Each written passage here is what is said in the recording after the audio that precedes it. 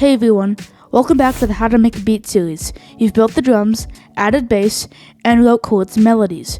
But if your beat still feels like it's just looping without direction, this is the step that fixes it. Today we're covering mixing and arrangement, the two things that turn ideas into finished tracks.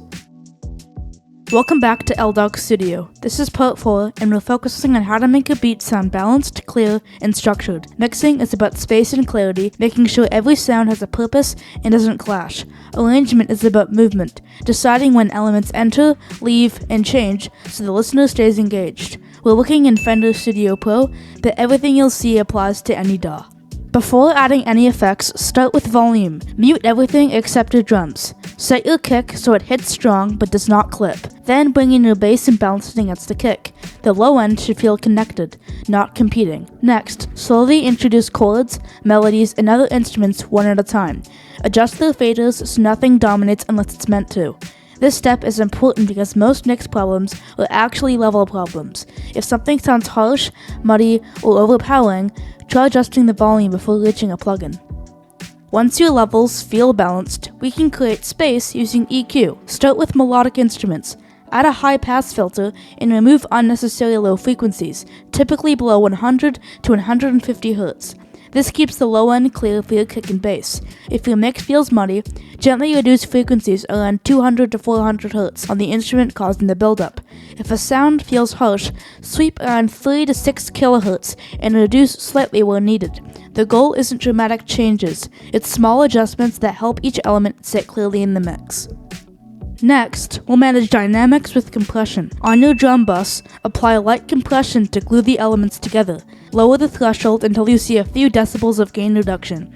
Keep the attack and release natural so the drums still feel punchy. If a melody is too inconsistent in volume, add subtle compression to smooth it out. Remember, compression is used to control dynamics, not to make everything louder. If a track already feels stable, it may not need compression at all. Now let's turn your loop into a structured beat. Duplicate your main 8-bar loop across the timeline. Then, start creating sections. For the intro, fewer elements, lighter drums, or filtered sounds. For the chorus, bring in full drums, bass, and melody. For a breakdown, remove drums or bass to create contrast. For second chorus, reintroduce elements, possibly adding something new. Arrangement works through contrast. If everything plays continuously, the listener becomes desensitized. Removing elements creates impact when they return. You can also automate changes, filter sweeps, volume dips before a drop, or subtle reverb increases during transitions. Small variations keep the track evolving. For final polish, focus on width and depth. Pan hi-hats or percussion slightly left and right to create space. Add small amounts of reverb to certain elements so the mix doesn't feel dry. Check your master output and leave headroom. Avoid pushing it into clipping. Then, test your mix on different speakers. If something disappears or feels overpowering, make small adjustments.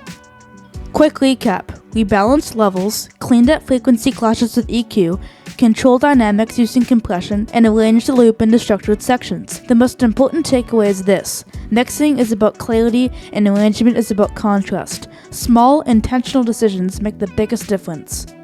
If this helped you better understand mixing and arrangement, consider liking the video and subscribing to follow the full series. If you're unsure about something in your own mix, leave a comment and describe what you're hearing.